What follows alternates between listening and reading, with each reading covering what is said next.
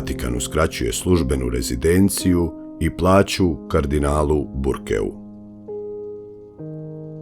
Smatraju ga oštrim kritičarem pape Franje, a sada je zato očito dobio i nagradu.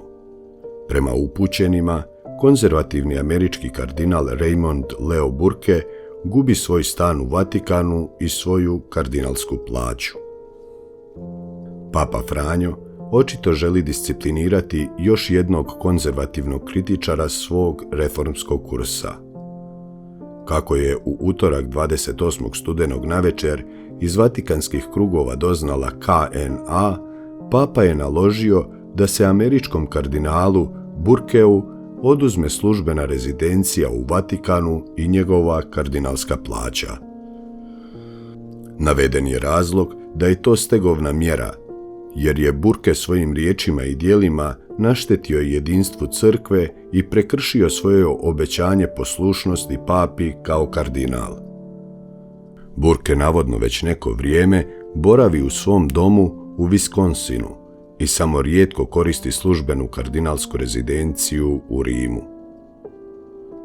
Kanonskog pravnika Burkea, rođenog u Wisconsinu, Benedikt XVI. Imenovao je 2008. godine predsjednikom najvišeg crkvenog suda u Vatikanu, te je ubrzo promaknut u kardinala. Godine 2014. Papa Franjo smijenio ga je s te dužnosti nakon što je Burke kritizirao papu zbog najavljenog otvaranja moralnih teoloških pitanja. Burke i trojica drugih kardinala javno su doveli u pitanje mogućnost otvaranja pričesti rastavljenim i ponovno vjenčanim osobama, što je Franjo predvidio u pobudnici Amoris Laetitia. To se dogodilo u takozvanom Dubia upitu. Nakon toga uslijedile su daljnje javne rasprave. Kad je Franjo u srpnju 2021. zakonom povukao prethodnu papinsku toleranciju prema obredu stare mise, Burke je objavio oštru kritiku. U njoj je ukazao sa svog stajališta na kanonske, povijesne i teološke slabosti papinog pisma u obliku motu propria.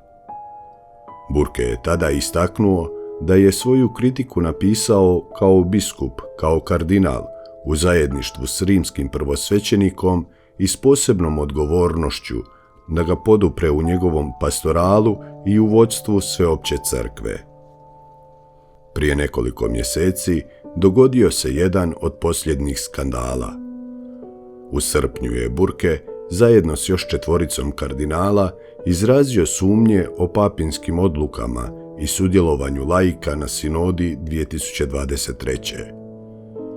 Kad je odgovor Vatikanskog dikasterija za nauk vjere, koji je papa odobrio, bio previše nejasan za Burkeov ukus i ukus njegovih kolega, poslali su stroži katalog pitanja koji su objavili, a da nisu javno objavili papine odgovore.